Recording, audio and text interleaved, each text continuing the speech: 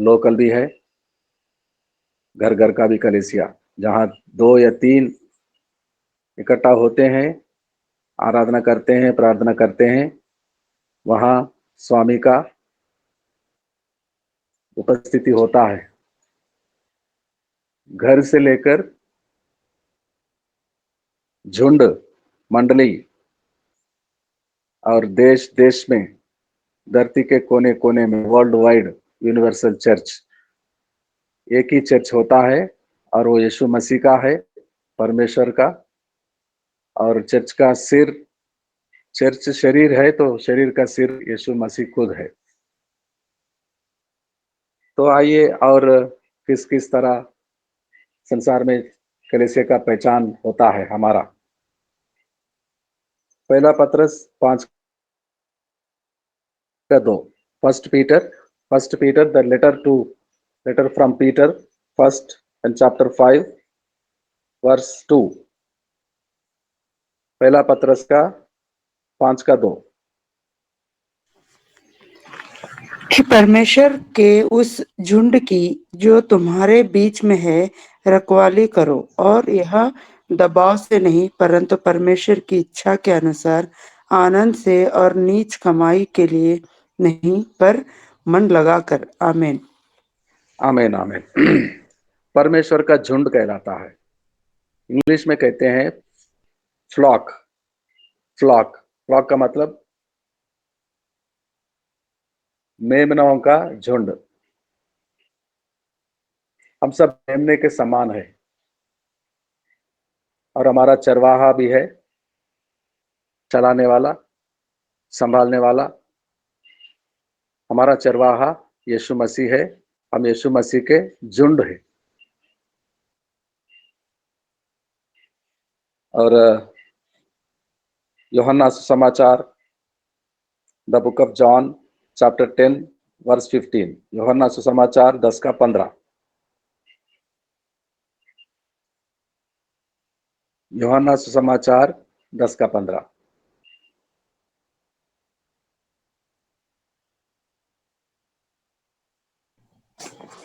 इसी तरह मैं अपनी भेड़ों को जानता हूँ और मेरी भेड़ें मुझे जानती हैं, और मैं भेड़ों के लिए अपना प्राण देता हूँ। आमीन। भेड़ों के लिए, हमारे लिए, हमारे लिए परमेश्वर अपना सब कुछ दे दिया है और अभी भी देने के लिए तैयार है। हाउ प्रेशियस, कितने महत्व होते हैं भेड़े परमेश्वर के दृष्टि में। तो हम भेड़े के समान झुंड है, फ्लॉक है। We are the flock of Jesus Christ. हमारा चरवाहा, हमें सब कुछ देने वाला, हमें चलाने वाला, उसका हम मेमने हैं, बेड़े हैं। और आगे उसी अध्याय में पढ़िए बहन जी, यूहन्ना का 10:28 पढ़िए। उसी चैप्टर 10 में 28 पद को पढ़िए, 28 को। और मैं उन्हें अनंत जीवन जीवन देता हूँ, वे कभी नष्ट न होंगी और कोई उन्हें मेरे हाथ से छीन न लेगा।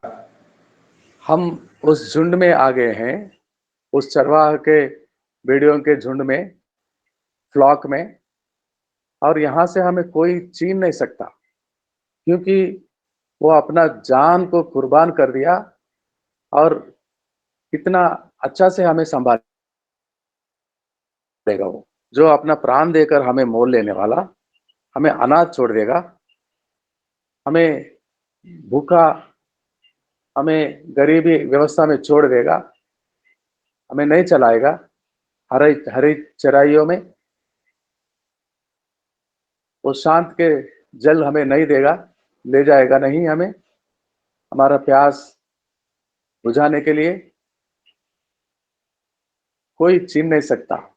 वी आर द फ्लॉक, हम वो झुंड हैं, यीशु मसीह के खुद की फ्लॉक, भेड़ियों के समान। वो हमें चलाएगा। और 10 का उसी अध्याय में 4वां वचन को पढ़िए, 4था वचन को।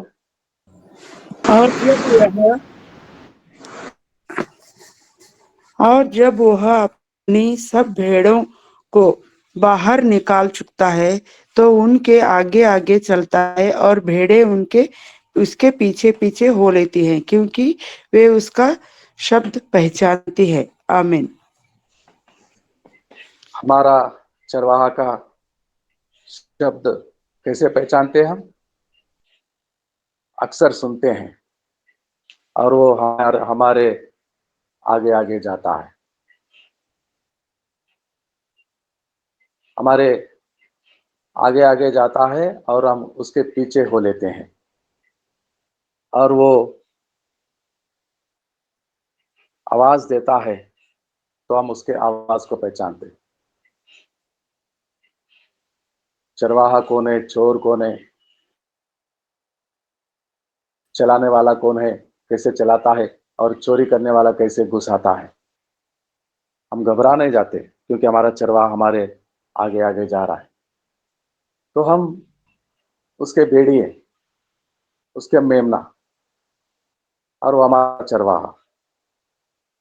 उसी अध्याय में 27 वचन को पढ़िए, 27, 10 का 27 पढ़िए, 10 का 27।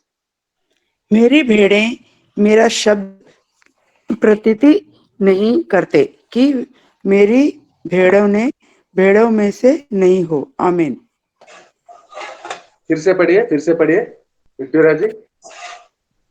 जी, मेरी भेड़ें मेरा शब्द सुनती हैं और मैं उन्हें जानता हूँ और वे मेरे पीछे पीछे चलती है। आमीन। 27 पढ़ रहे हैं। हाँ, 27। या तो वो मेरे शब्द को, आवाज को पहचानते हैं, मेरे भेड़े हैं और मेरे पीछे पीछे आते हैं, भटकते नहीं। आगे आगे सामने जा रहा है वो, उसके पीछे ही हमें जाना है और उसका पीछा छूट जाता है तो हम भटक जाते हैं, नाश हो जाते हैं। छीनने वाला हमें छीन लेता है। जब उसके मार्ग में हम चल पड़ते हैं, वो आगे आगे जा रहा है, उसके पीछे पीछे हम जा रहे हैं, तो कितना कितना जिम्मेदार है वो हमें चलाने वाला। उस मार्ग में, जिस मार्ग में वो ले जा रहा है, हमें कुछ नुकसान ना पहुंचे, तकलीफ ना आए हमें। वो हमारा सेफ्टी जानता है और हमारे सुरक्षा करता है। हम यीशु मसीह के फ्लॉक है, झुंड है, भेड़ियों के मेमनों के समान। और दूसरा, हम वधु है उसका। प्रकाशित वाक्यों का पुस्तक, द बुक ऑफ रेवलेशन, 19वां अध्याय, 7वां वचन। The book of Revelation chapter 19 and verse 7। आओ हम आनंदित और मगन हों और उसकी स्तुति करें, क्योंकि मेमने का विवाह आ पहुंचा है और उसकी दुल्हन ने अपने आप को तैयार कर लिया है। आमीन। कौन है उसका दुल्हन? कलेसिया। हम उसके दुल्हन हैं और वो हमारा दूल्हा। हम उसके वधु और वो हमारा प्रिय वर है, हमें पालने वाला। कलेसिया वधु के समान है, दुल्हन के समान, अपने दूल्हे से मिलने के लिए अपने आप को तैयार कर रही है। एफेसियों की पत्री 5 का 25 से लेकर 27 तक। एफेसियंस चैप्टर 5 एंड वर्सेस 25 to 27। एफेसियों की पत्री 4 का 25 से 27 तक। हे पतियों, अपने अपनी पत्नी से प्रेम रखो और जैसा मसीह ने भी कलीसिया से प्रेम करके अपने आप को उसके लिए दे दिया कि उसको वचन के द्वारा जल के स्नान से शुद्ध करके पवित्र बनाए और उसे एक ऐसा तेजस्वी कलीसिया बनाकर अपने पास खड़े करे जिसमें न कलंक, न झुर्री, न कोई और ऐसी वस्तु हो, वरना पवित्र और निर्दोष हो। आमीन। आमीन आमीन। कलीसिया यीशु मसीह का वधू है, पत्नी, और अपने वचनों से वो जल स्नान करवाता है ताकि वो शुद्ध, निष्कलंक, पवित्र बन जाए। पतियों, अपने पत्नियों से प्रेम करो। कौन पति नहीं चाहता अपने पत्नी पवित्र बनी रहे, निष्कलंक हो? कौन पति नहीं चाहता? ऐसे पत्नियों से बहुत प्यार करते हैं, बहुत प्रेम रखते हैं। और यीशु मसीह भी अपना पत्नी को, वधू को अपने वचनों से हर रोज हमेशा जल स्नान करवाता है ताकि वो पवित्र रहे। वो बाइबल क्लास हो, ट्रेनिंग कोर्स हो, या सुबह की प्रार्थना हो, डिवोशन हो, आराधना हो, संडे का प्रार्थना हो, कॉटेज प्रेयर हो, फास्टिंग प्रेयर हो, हर प्रेयर में, हर डिवोशन में परमेश्वर के वचनों को पढ़ाया जाता है और वचनों से प्रचारक खड़े होकर प्रभु के दास संदेश सुनाता है। ये संदेश स्वर्गलोक से मिलता है यीशु मसीह के द्वारा, और ये वचन से कलीसिया का जल स्नान होता है ताकि कलीसिया अपने स्वामी के लिए तैयार करे, पवित्र बना रहे। तो हम उसके ब्राइड हैं, उसके वधू, उसकी दुल्हन। हम झुंड के समान हैं, भेड़ियों की झुंड, और हमारा चरवाहा हमारे आगे आगे जाता है, संभालता है।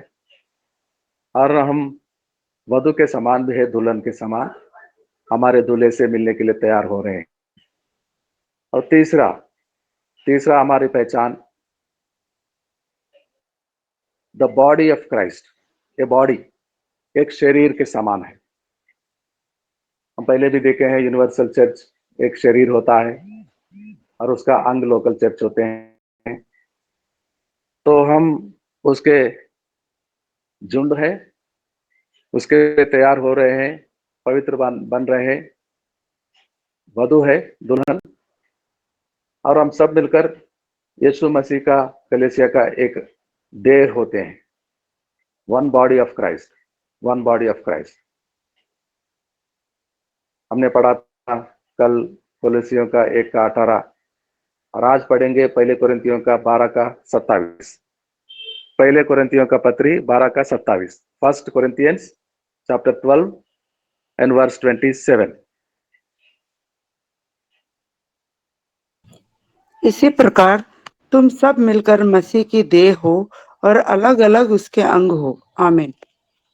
अलग अलग अंग हैं और एक ही देह के हैं। एक ही देह, चाहे वो देश में हो, विदेशों में हो, अमेरिका में हो, इंडिया में हो, कहीं भी हो, नेपाल से लेकर, एक ही देह का विभिन्न अनेक अंग के समान है हम। हमारा एक ही चर्च यीशु मसीह का देह नहीं है। हमारा गांव का चर्च यीशु मसीह का एक ही शरीर नहीं है। ये एक अंग है यीशु मसीह का, वो बड़ा शरीर में जो दुनिया भर में स्प्रेड हो रही है। हम उस एक देह के विभिन्न अंग हैं। और पहले कोरिन्थियों में ही 12 अध्याय में जहां आप 27 पढ़े हैं बहन जी, अब 18 पढ़िए, 18 वचन को पढ़िए, 12:18। परंतु सचमुच परमेश्वर ने अंगों को अपनी इच्छा के अनुसार एक एक करके देह में रखा है। आमीन। हमको एक एक अंग करके उसके देह में रखा है हमें। जैसे कि देह में कई अंग होते हैं, कान होते हैं, आंखें होते हैं, नाक होता है, हाथ पैर होता है, कई सारे अंग जैसे होता है एक शरीर में। खुदा ने हमें अंग के समान उसके शरीर में रखा है, फिक्स किया है उसने। तो हमारा क्या दायित्व है, क्या काम हमें मिला है, क्या अंग के समान है, तो वो काम हमें करना चाहिए। वो करने के लिए ही परमेश्वर हमें रखा है। अब 13 वचन को पढ़िए, 13 उसी अध्याय में 12 का 13 पढ़िए। जी, क्योंकि हम सब ने, क्या यहूदी हो, क्या यूनानी, क्या दास, क्या स्वतंत्र, एक ही आत्मा के द्वारा एक देह होने के लिए बपतिस्म लिया और हम सबको एक ही आत्मा पिलाया गया। आमीन। एक ही बपतिस्मा, एक ही आत्मा, ताकि हम एक बने, एक शरीर के अंग बने, हम एक कलेसिया बने हम, और एक वधु बने हम, एक दुल्हन बने। तो ये सब उसने उसकी इच्छा से हमारे लिए किया और हमें लाकर उसके देह में रखा हमें। और हम 14 भाग में पढ़ते हैं। पहले हम झुंड, और दूसरा झुंड के बाद क्या पढ़ा हमने, क्या सीखा? दुल्हन, और एक देह, और चौथा परमेश्वर का घर, परमेश्वर का भवन। परमेश्वर का घर में आ गए हम खुद परमेश्वर के घर बन गए हैं। पहला तिमोथी 3:15, पहले तिमोथियस का पत्री chapter 3 and verse 15।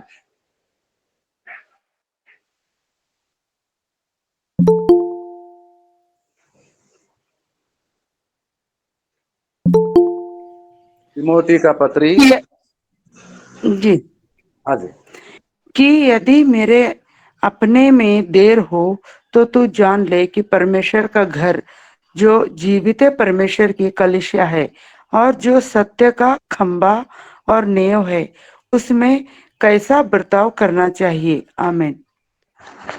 कलेसिया यहाँ बताया जा रहा है, हमारा पहचान दिया जा रहा है कि हम परमेश्वर का घर हैं, और हमें अच्छी तरह शिक्षा लेनी चाहिए कि परमेश्वर के घर में जो जीवित परमेश्वर का है, अपना खुद का कलेसिया, हमें किस रीति से बर्ताव करना है, हमारा बिहेवियर कैसा होना है, हमारा उठना बैठना कैसा होना है, हमारे बोलना, हमारे चाल चलन कैसा होना है, ताकि हम संसार वाले वो पुराने घर में नहीं है, हम नया घर में आ गए हैं जो परमेश्वर का अपना खुद का घर है। कलेसिया is the house of God, church is the house of God. कलेसिया परमेश्वर का अपना घर है।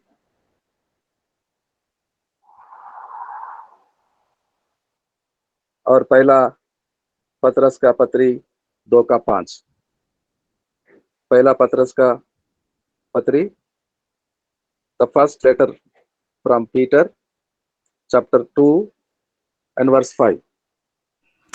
तुम भी आप जीवित पत्थरों की नाई आत्मिक घर बनते जाते हो, जिससे याजकों का पवित्र समाज बनकर ऐसे आत्मिक बलिदान चढ़ाओ जो यीशु मसीह के द्वारा परमेश्वर को ग्रह है।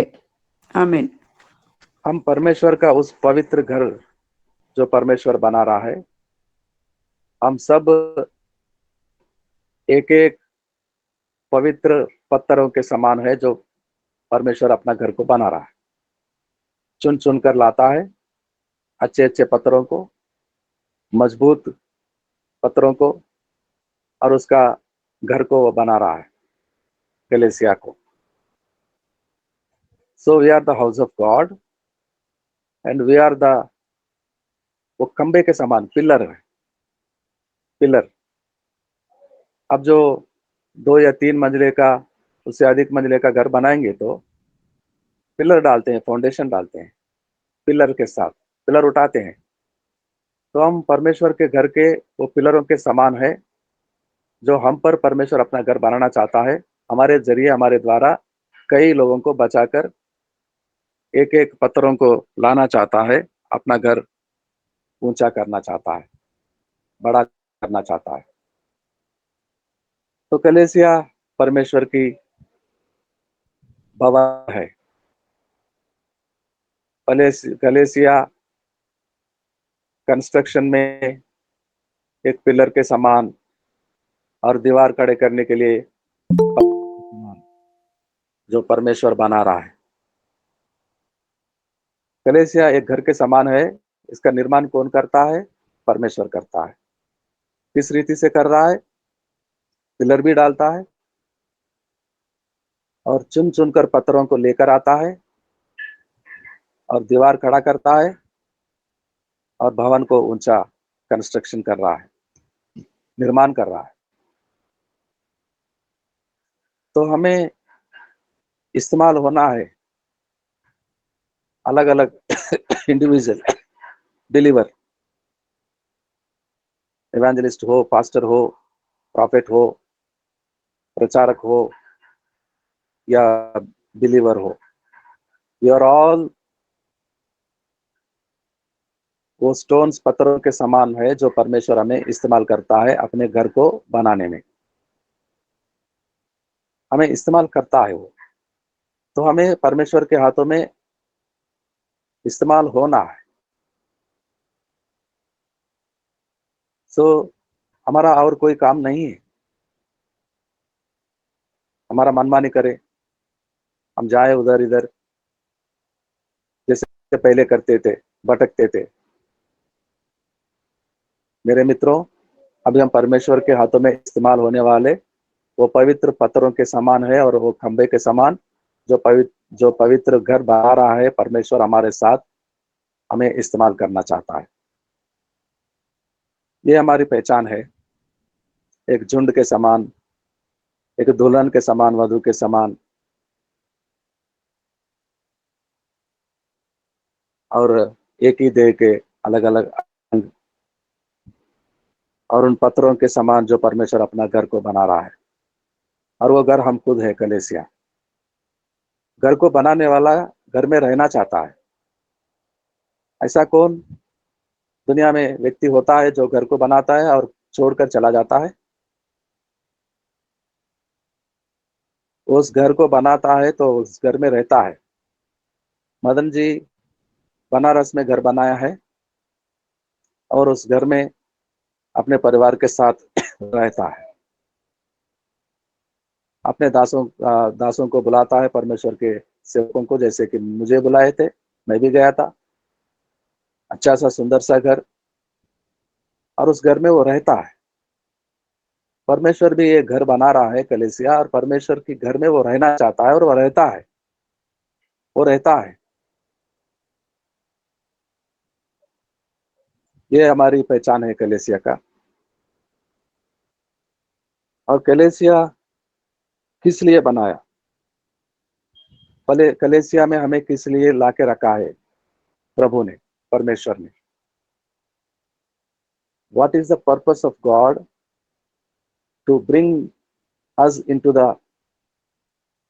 House of God?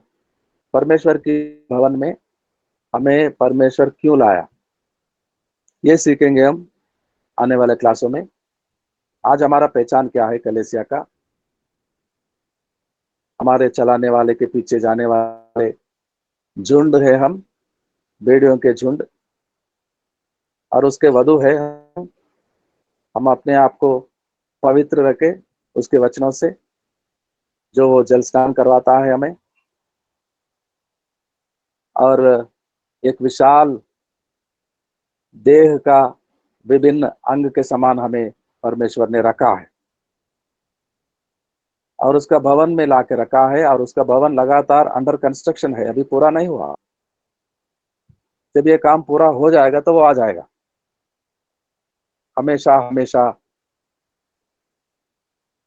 हमारे साथ रहेगा, हम उसके साथ।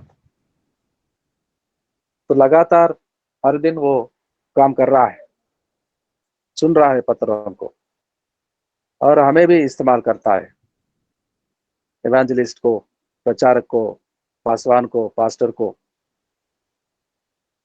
और उनके साथ चलने वालों को, प्रचार करने वालों के साथ चलने वालों को, उनके लिए प्रार्थना करने वालों को, उनके जरूरतों को पूरा करने के लिए हाथ बढ़ाने वालों के लिए परमेश्वर चुन रहा है। So we are all the work of God. We are all the work of the building of house. परमेश्वर का खुद का भवन को वो बना रहा है और वो हम सबको, सब लोगों को इस्तेमाल करना चाहता है। आज के लिए इतना ही काफी। और ये कलीसिया की क्या जरूरत है और किस लिए परमेश्वर का उद्देश्य है, पर्पस को जानेंगे हम कल। पवित्र आत्मा सहायता मदद करे हमें। आज के प्रार्थनाएं जिन लोगों के लिए हमने किया है, सुदेश पासवान जी